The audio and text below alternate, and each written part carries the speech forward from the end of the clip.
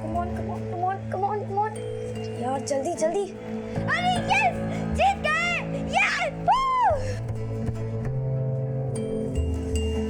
अम्मा, आपको पता है इस बार ना हमने फिक्स कर लिया है, हम ना बड़े होके बैडमिंटन प्लेयर बनेंगे। जिंदगी का मकसद होना चाहिए, सपने होने चाहिए, लक्ष्य होना चाहिए, लेकिन हमारे लक्ष्य को तो किसी की पड़ी नहीं है। लक्ष्य गार्ड बांधना होता है, जैसे हम बने। रुक,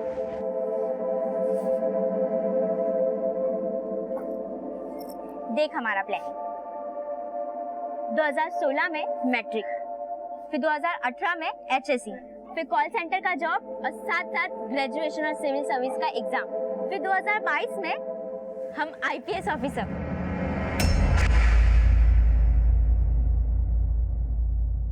हमको फिक्र तुम्हारा नहीं है, तुमको जो बनना है बनो, हम पूरा जी जान लगा देंगे अपनी, लेकिन हमको फिक्र तुम्हारी उस एयर होस्टेस बहन का है। सोच इतनी ऊंची लेकिन अकल ढेला भर की, और रंग रूप तो ऐसा लेकर के पैदा हुई है कि बस डर ही लगा रहता है कि कहीं कोई ऊंच नीच ना हो जाए। दिन चढ़ने को आ गया है लेकिन अभी तक कॉलेज से नहीं आई है। कंचन, तू ये सब छोड़ और जा करके जानकी को ले आ। ठीक है। आज मजा आया नई क्लास करके। कल सुबह एकदम टाइम पे आ जाना। हाँ, चलो फिर, बाय बाय। हम भी कोई विक्की से कम नहीं है।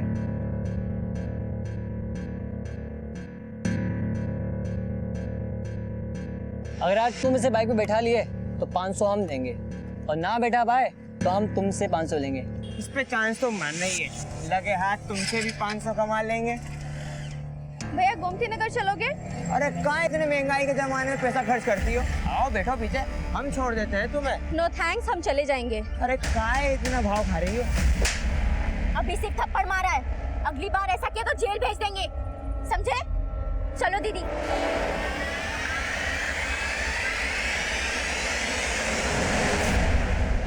क्या जरूरत था थप्पड़ मारने का? तुमको पता है कीचड़ पे पत्थर मारो तो खुद पर भी कीचड़ लगता है। वीरता दिखाने का जरूरत नहीं था। अम्मा, हम मार्शल आर्ट सीख ले, नाम तो उसमें भी बहुत होता है। तुम चुप रहो बिल्कुल, यहाँ पर मजाक नहीं चल रहा है।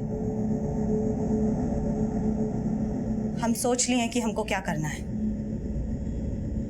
क्या सोच लिया अम्मा? बुलाकीपुर से जानकी के लिए रिश्ता आया है, हम लड़का देख आएंगे। एक बार इसकी शादी हो जाएगी ना तो ये रोज उसका तमाशा खत्म हो जाएगा। पर अम्मा, हम बोले तो थे हमको शादी नहीं करना, हमको एयर होस्टेस बनना है। जानकी बेटा, तुमको जो भी बनना है ना शादी के बाद बन जाना, वो लोग बड़े खुले विचारों के हैं। पर एयर होस्टेस बनकर हम ससुराल वालों के लिए नहीं, आप सबके लिए कुछ करना चाहते हैं। अपने एम्बिशंस के साथ साथ आपके लिए, प्रिया और कंचन के लिए भी कुछ करना चाहते हैं। बेटा, हम तुम्हारी भावनाओं को समझते हैं, लेकिन तुम भी तो हमको समझो। हमको शादी नहीं करनी तो नहीं करनी, बस। जानकी, मेरी जानकी, हमारी बात तो सुनो। जानकी, जानकी,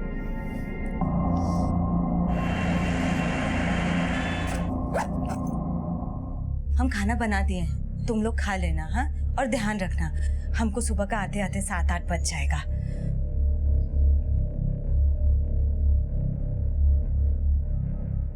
अम्मा, तुम जानकी दीदी का टेंशन मत लो, हम समझाएंगे उनको। हम जानते हैं तुम भी तो हमारी सूत्रधार हो। मंजली जो है, और मैथमेटिक्स का रूल है कि बिना केंद्र के परिधि नहीं खींच सकती। अच्छा बाबा, समझ गए। अब चलते हैं, ध्यान रखना अपना। हाँ अम्मा, हमें भी अपने साथ ले चलो ना। प्रिया, समझा करो बेटा, हम वहाँ काम से जा रहे हैं, और तुम जानकी दीदी को देख रही हो ना अपनी, कितना मुंह फुला के बैठी हुई है। तुम यहाँ पर रहोगी कंचन दीदी के साथ में तो थोड़ा ध्यान रखोगी, और परेशान मत करना दीदी लोगों को। जानकी, हम आते हैं।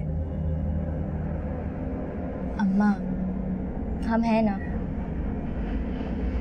ध्यान रखना। हाँ, बाय।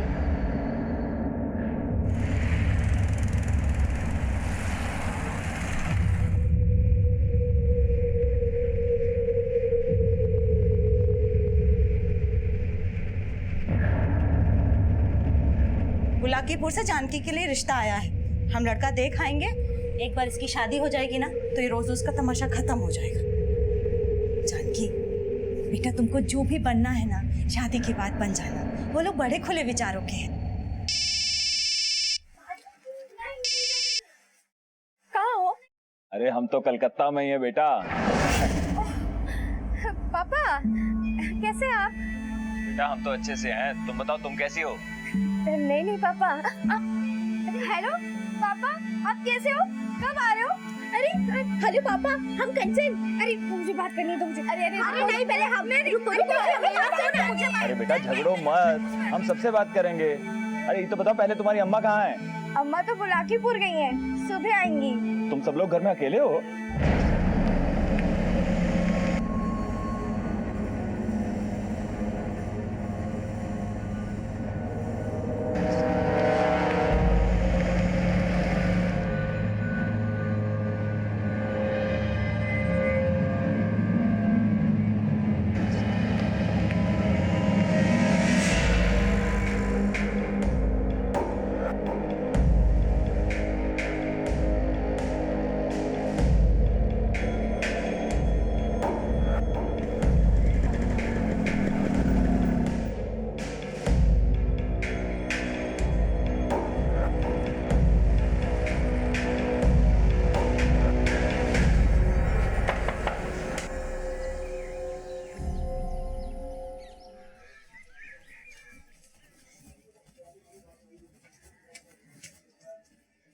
अरे सुबह सुबह घर में ताला, कहाँ चली गई ये तीनों? आरती बेटा, अरे तुमने जानकी, कंचन या प्रिया को कहीं देखा?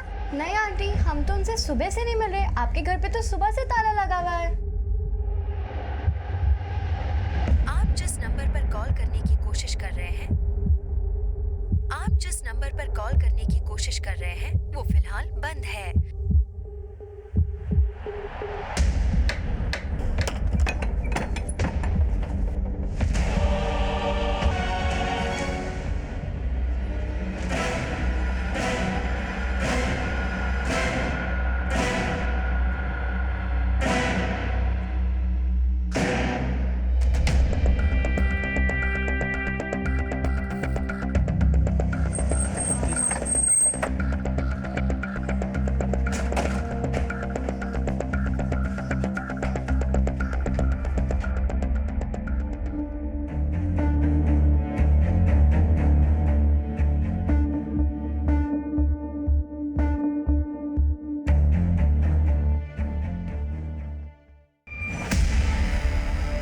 सर दोनों बच्चों को बड़ी बेरहमी से मारा गया है, शायद लगातार चाकू से वार किए गए।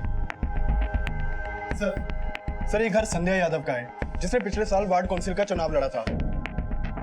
संध्या ये घर में अपनी 3 बेटियों के साथ रहती है और उसका पति कोलकाता में जॉब करता है। कल रात को संध्या घर पे नहीं थी और तीनों बेटियां अकेली थी।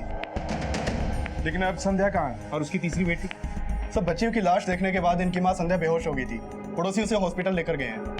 संध्या जब सुबह घर पे आई तो घर पे ताला लगा हुआ था और उसकी तीसरी बेटी जानकी गायब थी। उसका फोन भी बंद था। सर जानकी तीनों बहनों में सबसे बड़ी है।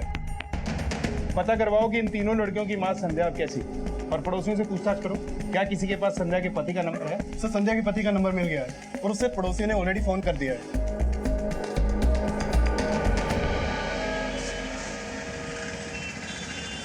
भैया रेलवे स्टेशन चलेंगे? चलिए।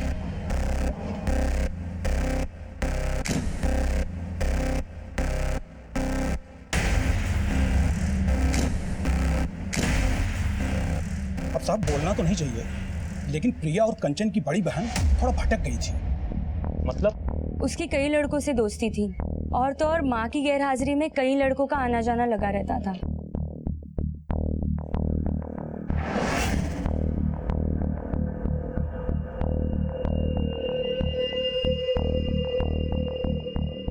साहब कल रात को भी संध्या घर पे नहीं थी, तो क्या पता जानकी का कोई दोस्त आया हो यहाँ पर। कौन सा दोस्त? आप लोग जानते हैं?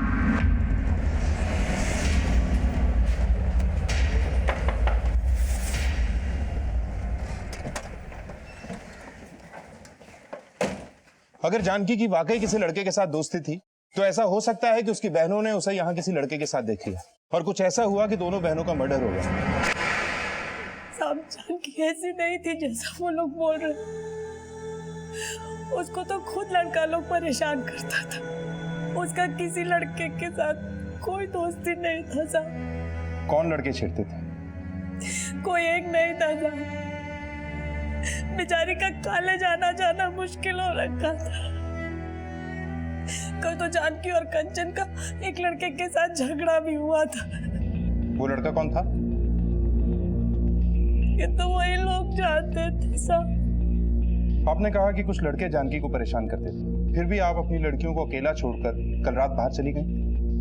इन्हीं सब बातों की वजह से तो हम जानकी की शादी जल्द से जल्द कर देना चाहते थे। इसीलिए हम मुलाकीपुर गए थे जानकी के लिए लड़का देखने। हम भी यही सोच रहे कि हम क्यों गए अपनी बच्चियों को अकेला छोड़ के। अच्छा, हमें पता चला है कि आपने पिछले साल वार्ड काउंसिल का इलेक्शन लड़ा था। आपका किसी के साथ कोई इशू था? हमारा मतलब है कि इन लड़कों के अलावा आपको किसी और पे शक है? साहब वो चुनाव हम हार गए थे। एक हारे हुए उम्मीदवार से किसी का क्या दुश्मनी होगा साहब। हमारी जानकी को ढूंढ दीजिए साहब। हमको बहुत डर लग रहा है साहब। पता नहीं हमारी बच्ची के साथ।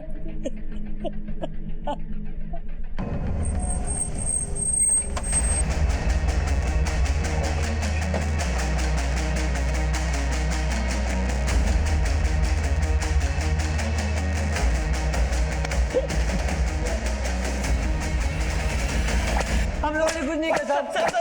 सब हमने कुछ नहीं किया साहब। सब जानकी को हम बस प्रपोज करना चाहते थे। बस हमारा कोई गलत इरादा नहीं था साहब। जानकी कहाँ है ये बोल। साहब हमें नहीं मालूम साहब। साहब जानकी को गायब करके उसकी दोनों बहनों को मारा है ना तुम लोगों ने? वो विक्की ने काम किया होगा साहब। ये विक्की कौन है? जानकी का बॉयफ्रेंड साहब।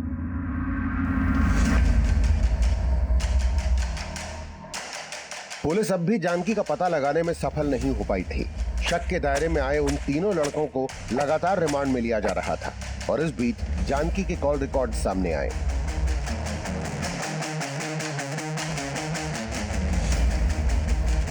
सर, ये रणवीर सिंह, सोनू यादव और ब्रिजेश ओझा, ये तीनों कॉलेज के बदमाश लड़के हैं और इन तीनों को जानकी घर के पास में अधिकतर देखा गया। लेकिन सर, जानकी की अधिकतर फोन पे बातें इस विक्की से होती थी।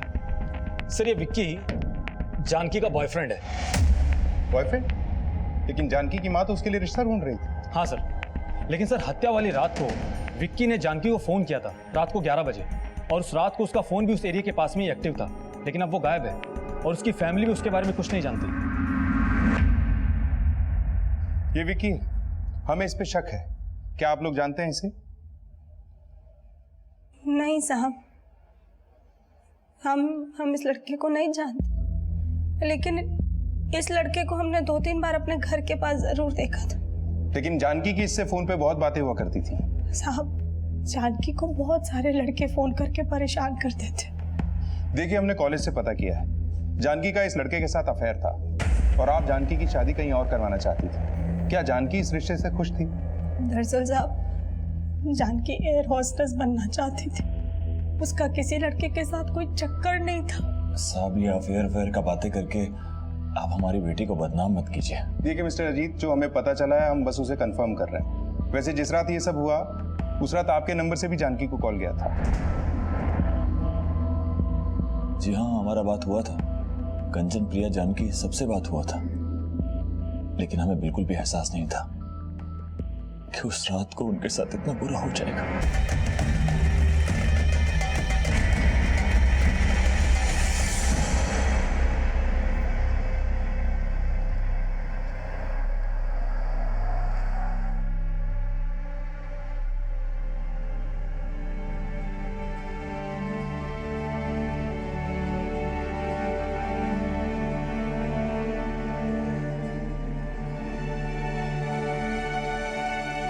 जानकी, ये देखो कैसा लगा ये सूट तुमको?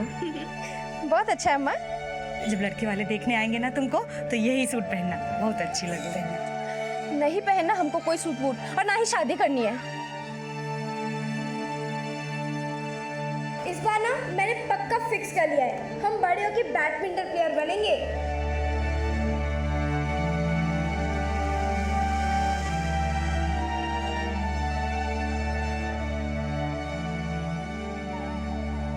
जानकी के गायब होने का रहस्य अब विक्की के गायब होने से भी जोड़कर देखा जा रहा था और मोहल्ले के उन लड़कों से भी सख्ती से पूछताछ की जा रही थी जिनका कंचन से झगड़ा हुआ था, लेकिन उनसे भी जानकी का कोई क्लू नहीं मिला। लेकिन जल्द ही विक्की की एक इन्फॉर्मेशन मिली।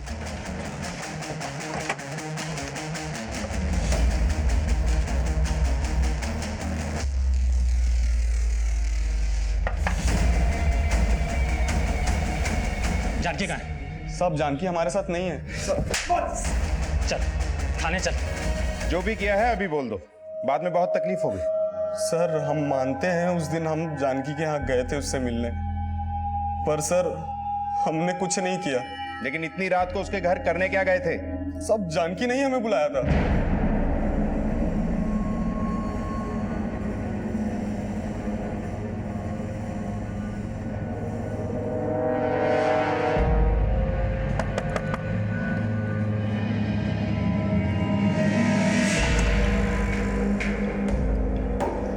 चलो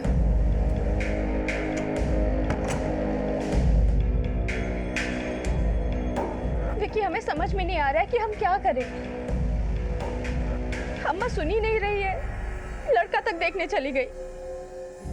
घबराओ मत, हमने सोचा है हम कल ही तुम्हारे अम्मा से बात करेंगे। अगर वो तुम्हारा शादी करना चाहती है तो हम करेंगे तुमसे शादी।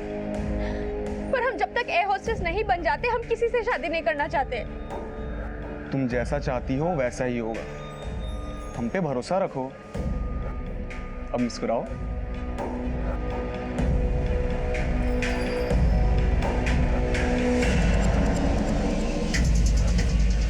दीदी, दीदी तुमको शर्म आनी चाहिए। तुमने अम्मा का भरोसा तोड़ा है। कंचन, मैं जानकी से प्यार करता हूँ। तुम दीदी को फुसला सकते हो, लेकिन हम तुम्हारी बातों में नहीं आने वाले। कंचन, अब विकी तुम प्लीज जाओ यहाँ से।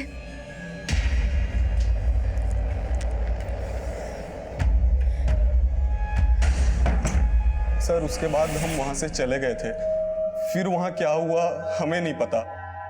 हमने कुछ नहीं किया। कुछ नहीं किया तो वहां से भागे क्यों?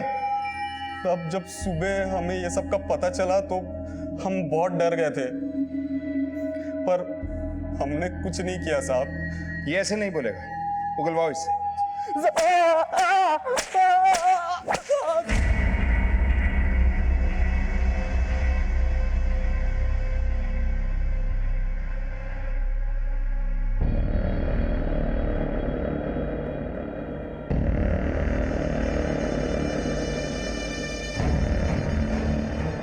सर हमने विक्की को बहुत तोड़ा, लेकिन वहीं का वहीं है। और सर उसके कॉल रिकॉर्ड्स में भी ऐसा कुछ नहीं मिला है जिससे ये मालूम चले कि उसने ही जानकी को कहीं छुपा के रखा होगा।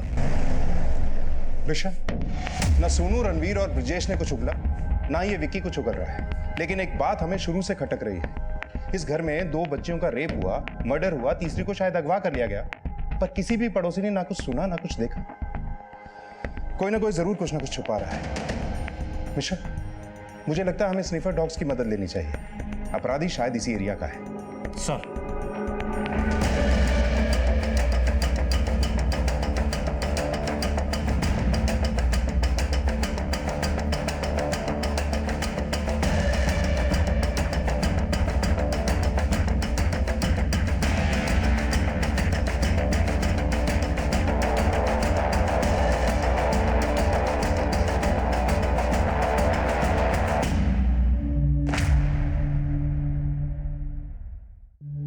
आसपास अच्छे से सर्च करो।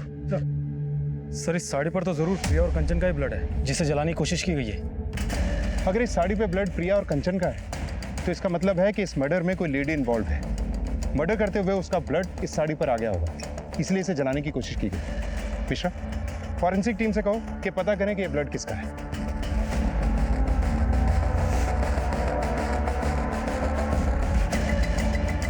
सर आसपास कुछ नहीं मिला, लेकिन पता चला है ये ब्लड केदार शर्मा का है। केदार शर्मा? सर ये केदार शर्मा है। सर इसने भी पिछले साल संध्या के अगेंस्ट वार्ड काउंसिल का चुनाव लड़ा था। सर संध्या के चुनाव में खड़े होने की वजह से केदार को बहुत प्रॉब्लम हुई थी। और हाँ सर, संध्या के बाकी सपोर्टर्स के साथ संध्या की तीनों बेटियां भी संध्या के लिए कंपेनिंग करती थी। संध्या जी को वोट दो, संध्या जी को वोट दो, वोट दो, वोट दो। हालांकि संध्या की तरह केदार भी वो चुनाव हार गया था, लेकिन सर केदार को आज तक यही लगता है कि वो चुनाव संध्या की वजह से हारा था, क्योंकि संध्या के चुनाव में खड़े होने की वजह से केदार के वोट्स कम हो गए थे। साहब, जब हमने चुनाव के लिए नामांकन पत्र भरा था तो केदार शर्मा ने हमें चुनाव में ना खड़ा होने की धमकी दी थी, लेकिन हमारे साथ साथ वो भी चुनाव हार गया था, इसलिए हमें कभी उस पर शक नहीं हुआ। लेकिन आपको उसके खिलाफ कुछ मिला है क्या? जी, उसके प्लॉट से हमें ये अधजली साड़ी मिली और इस पे ये जो खून है ना, ये प्रिया और कंचन के ब्लड से मैच करता है। इसका मतलब उसी ने हमारी दोनों बेटियों को मारा। साहब, उसी ने जानकी को ही छुपा के रखा होगा। आप उसे छोड़ना मत, सब उससे पूछिए कि जानकी कहाँ है। देखिए साहब, जानकी कहाँ है हमें नहीं पता, हमने कुछ नहीं किया है। अगर कुछ नहीं किया तो उन बच्चियों के खून से लथपथ साड़ी आपके प्लॉट में कैसे जलाएगी? अपनी पत्नी को भेजा था उनको मारने के लिए।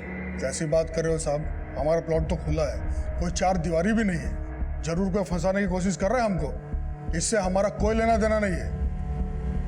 आप पहचानती हैं ये साड़ी किसकी? साहब, हमको कुछ समझ में नहीं आ रहा, अब बस हमारी जानकी को ढूंढ दीजिए साहब, अब हमारी जानकी को ढूंढ दीजिए। सर, प्रिया और कंचन की पोस्टमार्टम रिपोर्ट। सर, रिपोर्ट के मुताबिक प्रिया और कंचन की हत्या ही नहीं हुई, उन दोनों के साथ में रेप भी हुआ था। रेप? इतनी छोटी बच्चियों के साथ रेप? क्राइम सीन पे इन बच्चियों के अलावा किसी और का ब्लड मिला? नहीं सर, और सर जानकी के बारे में भी अब तक कुछ पता नहीं चला है। और सर ब्रिजेश, सोनू, विक्की, रणवीर ये भी अपने बयान पर अब तक कायम है। सर, अब तक जो कुछ भी सामने आया है उससे ये तो साफ है कि जानकी अपनी मर्जी से गायब नहीं हुई है, उसे पर्पसली गायब किया गया है। दो लड़कियों का रेप करने के बाद मर्डर किया गया है, तीसरी को शायद किडनैप किया गया है। मुझे नहीं लगता ये काम अकेले विक्की का है। हो सकता है विक्की ने इस काम में किसी की मदद ली, या फिर वो तीनों लड़के इसमें इन्वॉल्व हो। ये काम केदार के इशारे पे भी हो सकता है। सबका डीएनए टेस्ट करवाओ और ये भी पता लगाओ कि केदार ने ये काम किससे करवाया है। और हाँ, संध्या के इलेक्शन में कुछ मेल सपोर्टर्स ने उसकी हेल्प की थी। हो सकता है इनमें से किसी की बुरी नजर संध्या की बेटियों पर हो। सबको इन्वेस्टिगेट करो, एक को भी नहीं छोड़ना। सर। विकी समेत जानकी के कॉलेज और मोहल्ले के सभी लड़कों से लगातार सख्ती से पूछताछ की जा रही थी और शक के आधार पे सबके डीएनए लिए जा रहे थे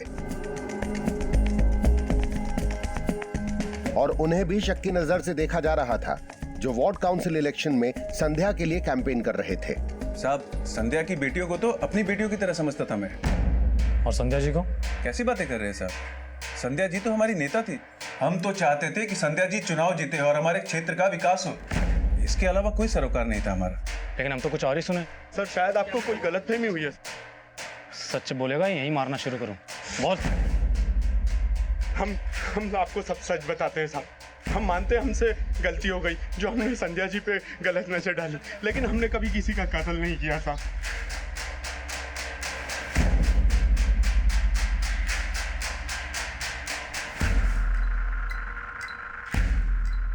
सर, हमने जानकी के कॉलेज के लड़कों और केदार और उसके आदमियों समेत सबके डीएनए टेस्ट करवा लिए हैं, लेकिन सर इनमें से कोई भी ये नहीं मान रहा है कि इन्होंने कुछ किया है।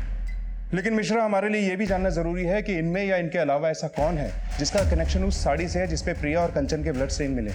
क्या इस सब में वाकई कोई औरत इन्वॉल्व है, या उस साड़ी पर इन बच्चियों के खून के धब्बे मिलने का चक्कर कुछ और ही है? आखिर ये साड़ी किसकी हो सकती है? हम हार गए बच्चों, सबने मिलके हमको हरा दिया। फिक्र मत करो अम्मा, अगली बार हम जरूर जीत जाएंगे। हमको अपने हार और जीत का कोई फिक्र नहीं है बेटा। हमको तो तुम लोगों की हार और जीत से फर्क पड़ता है। जिस दिन तुम लोगों के सपने पूरे होंगे ना, सही मायनों में उस दिन हमारी जीत होगी।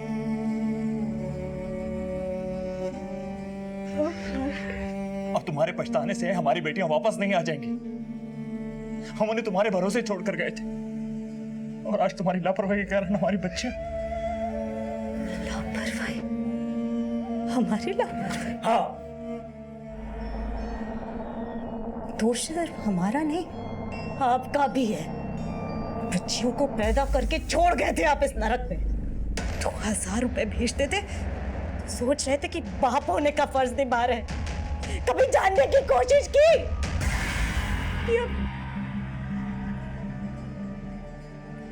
आज आपके दोष की वजह से हमारी बच्ची हमसे दूर हो गए।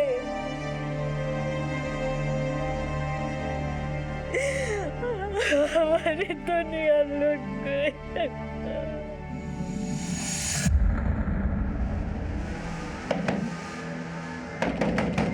कौन है? क्या है? क्या लेने आया? तो हमसे बदला लिया है ना? क्या? कंचन और प्रिया को तो तुमने नहीं छोड़ा। हाँ? अब बता जानकी कहाँ है? पगला गया क्या? हाँ? चल निकल यहाँ से। साले तुम्हारा इतना हिम्मत? हाँ? तुम हमको साला बोलेगा?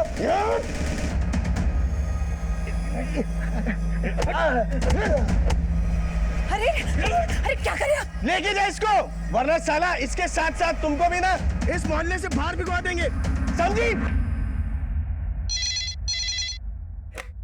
हेलो,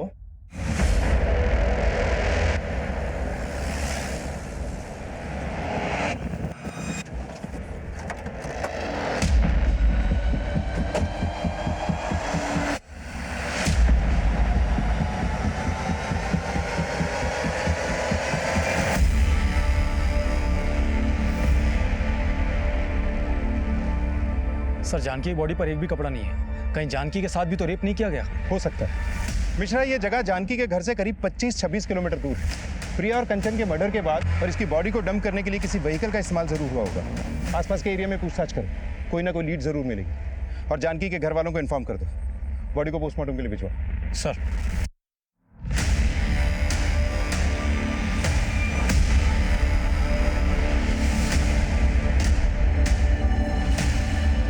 जानकी,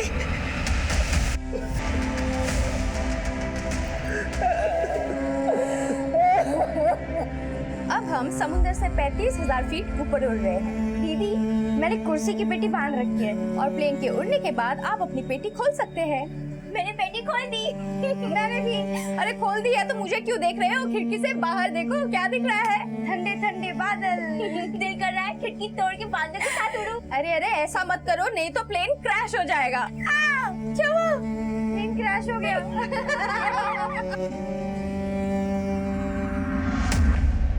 जानकी के साथ भी रेप? जी, हमें शक है कि शायद जानकी के साथ भी रेप किया गया है। एक के बाद एक हमारी तीनों बेटियां खत्म हो गई और उनके साथ इतना गलत हुआ। आपसे हाथ जोड़कर विनती है कि उसके दोषियों को जल्द से जल्द अंदर कीजिए।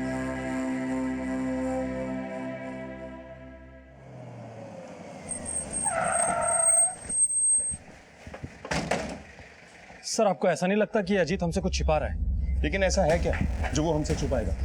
सर एक बात पता चली है। अजीत का अपने इलाके में रहने वाले दीनानाथ नाम के आदमी के साथ झगड़ा हुआ था। दोनों के बीच में बहुत मारपीट हुई। सर ये अजीत दीनानाथ के साथ इसलिए झगड़ा कर रहा था क्योंकि उसे दीनानाथ पे शक था कि दीनानाथ ने उसकी बच्चियों का रेप और मर्डर किया है। सिर्फ झगड़े के वक्त अजीत की बीवी संध्या भी वहां मौजूद थी। क्या इन्हें शक था कि दीनानाथ ने इनकी बेटियों का रेप और मर्डर किया? ताज्जुब की बात है। एक तरफ तो ये हमसे कहते हैं कि हमारी बेटियों को इंसाफ दिलाओ, और दूसरी तरफ ये हमसे ये बात छुपाते हैं कि इन्हें किसी दीनानाथ पे शक है। इस दीनानाथ और दोनों पति पत्नी के बारे में सब कुछ पता करो। सर पुलिस अब दीनानाथ और अजीत के उस राज का पता लगा रही थी जो जल्द ही इस केस में कई और एंगल्स खड़ा करने वाला था और जो अजीत की भूमिका पे भी प्रश्न चिन्ह खड़ा करने वाला था।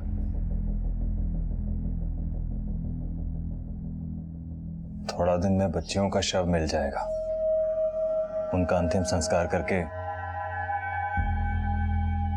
हम कलकत्ता वापस लौट जाएंगे। कुछ ही दिन में वहां पर व्यवस्था करके हम तुम्हें भी ले जाएंगे। हमारी बच्चियों के जीते जी तो आप हमको लेके नहीं गए। अगर वो भी कोलकाता में होती तो जो हो गया उसे बदला नहीं जा सकता है। आप अब भी कुछ बदल नहीं पाएंगे। हम रह लेंगे अकेले। औपचारिकता का जरूरत नहीं है।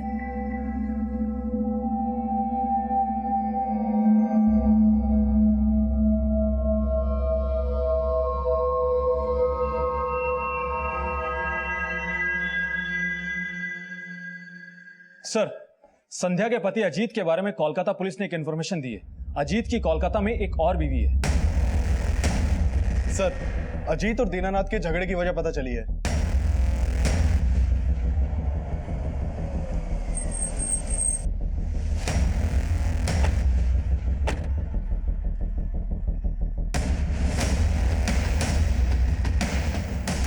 साहब, जिस इंसान का खुद का कोई चरित्र नहीं होता, वो किसी शरीफ इंसान के चरित्र पे उंगली कैसे उठा सकता है? अरे उस इंसान ने 10 साल पहले हमारी बहन के आबरू के ऊपर हाथ डाला था। साहब, दीनानाथ की बहन ने हम पर झूठा आरोप लगाया था। साहब, उसकी बीवी खुद जानती है कि उसने क्या किया हमारी बहन के साथ। साहब, हमने कुछ नहीं किया था, पर उस समय किसी ने हमारा विश्वास नहीं किया। दीनानाथ ने हमें पूरी बिरादरी में जलील करके रख दिया।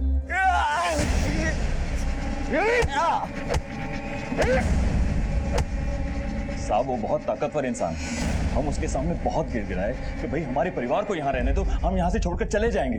और हम यहाँ से छोड़कर चले भी गए, कलकत्ता जाकर रहने लगे। और उसके बाद हमारी बीवी ने हमसे बात तक नहीं की 2 साल तक। उसे भी हम पर विश्वास नहीं था।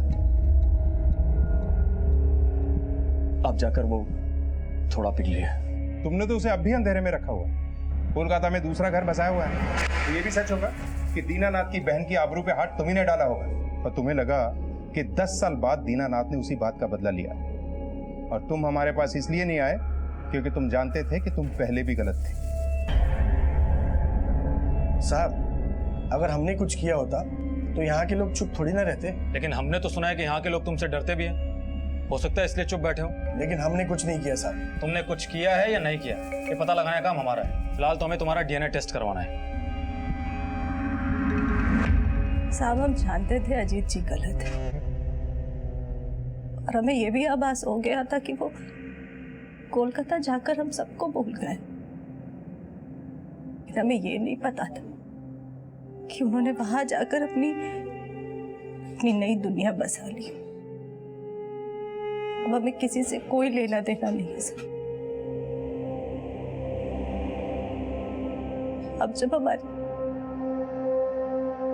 हमारी बेटियां ही नहीं रही तो हमारी जिंदगी का कोई मकसद नहीं है।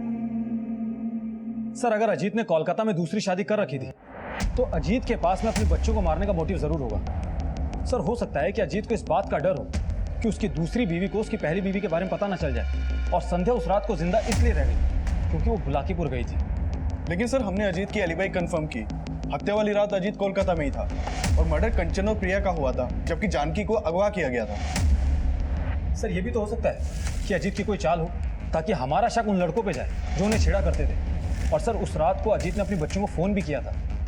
लेकिन वो हमें बिना पता चले दीनानाथ पे शक जाहिर कर रहा था। मुझे नहीं लगता इसमें अजीत का हाथ होगा। हाँ, ये हो सकता है कि अजीत की दूसरी बीवी ने यह करवाया। उसे पता चला हो कि अजीत पहले से शादीशुदा था और उसने सबसे बदला लिया। अजीत और उसकी दूसरी बीवी दोनों को इन्वेस्टिगेट करो। और वो एरिया जहाँ से जानकी की बॉडी मिली थी, वहाँ से कोई लीड मिली?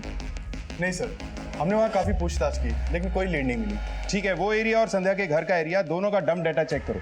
कोई ना कोई कॉमन नंबर जरूर मिलेगा, क्योंकि ये तो कंफर्म है कि जिसने भी कंचन और प्रिया का मर्डर किया है उसी ने जानकी की बॉडी को उस एरिया में डंप किया होगा। सर,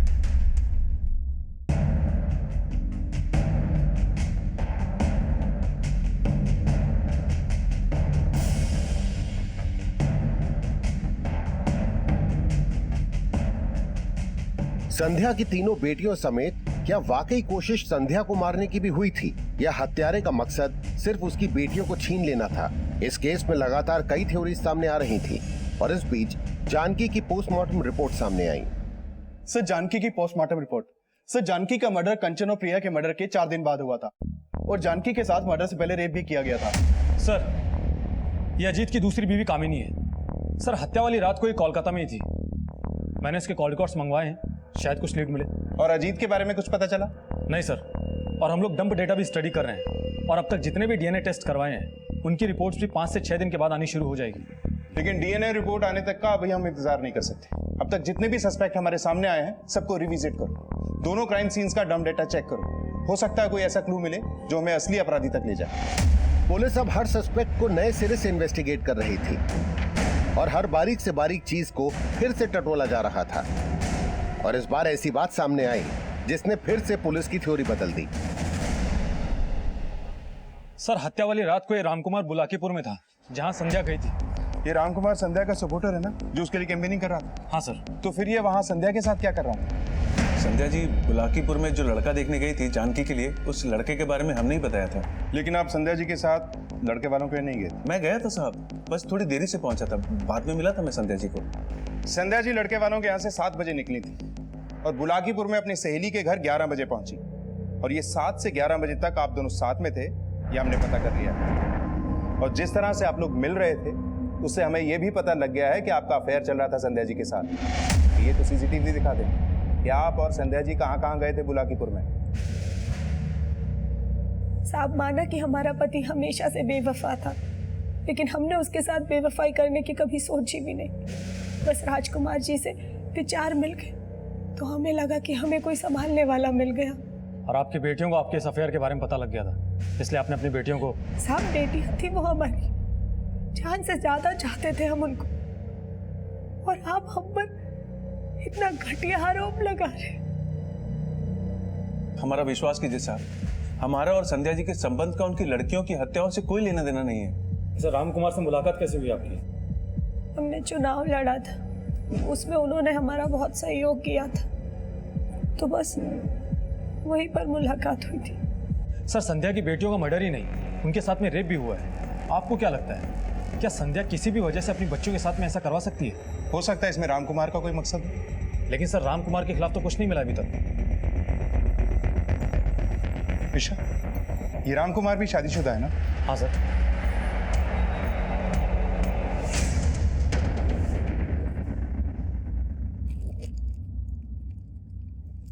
हाँ साहब, ये साड़ी तो हमारी बीवी ममता की है।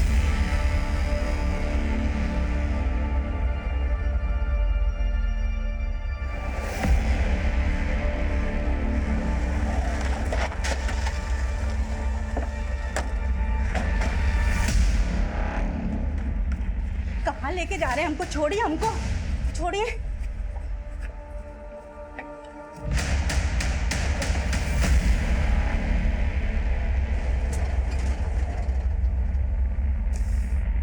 साहब, ये साड़ी हमारा नहीं है।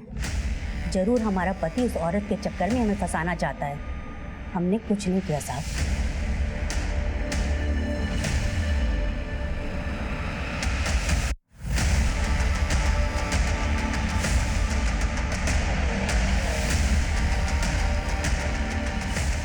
सर, ममता के पास तो फोन नहीं है, और मैंने ममता के बेटे राजीव के कॉल रिकॉर्ड चेक किए, उसमें कुछ भी सस्पिशियस नहीं मिला।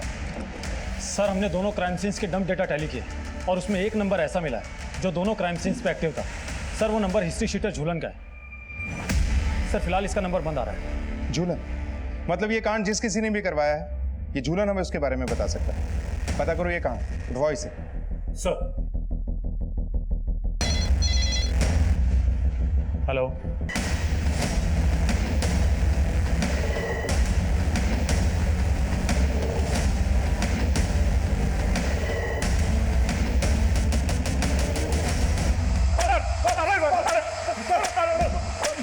यादव, बोल, किसके कहने पे किया ये सब?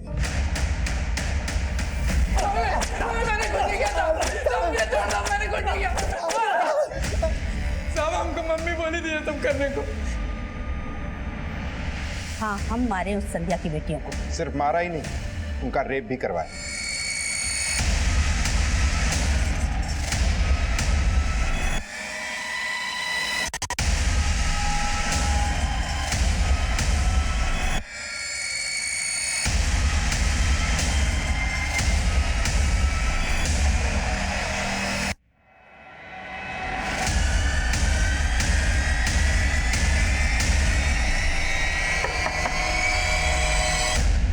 फिर आ गया वो।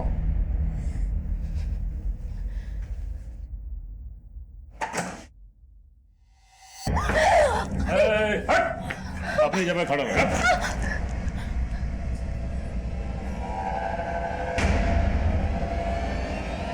काट के रख दूंगी। चलो कपड़े खोलो।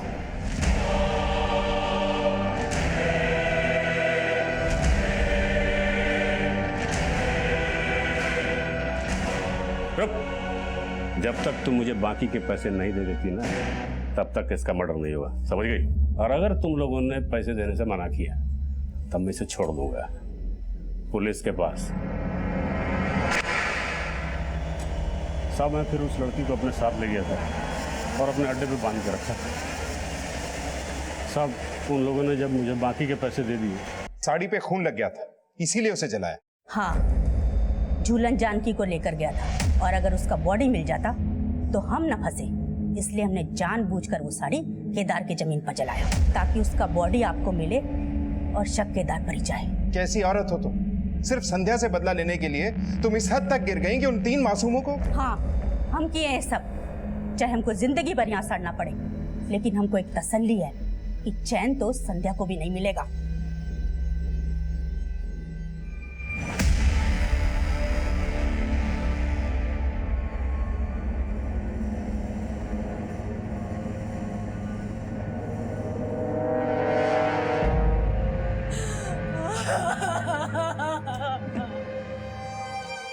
अपनी जिंदगी का खालीपन भरने के लिए हम कभी कभी ऐसी मृत तृष्णाओं का शिकार हो जाते हैं जिनमें फंसकर हमें सिर्फ मौजूदा वक्त ही दिखता है, लेकिन दूरगामी परिणाम पर नजर नहीं जाती। माना हम जिंदगी में ठोकर खाकर ही सीखते हैं, लेकिन उन रास्तों से हमेशा बचकर चलना चाहिए जहां ठोकर खाने के बाद संभलने का भी मौका नहीं मिलता।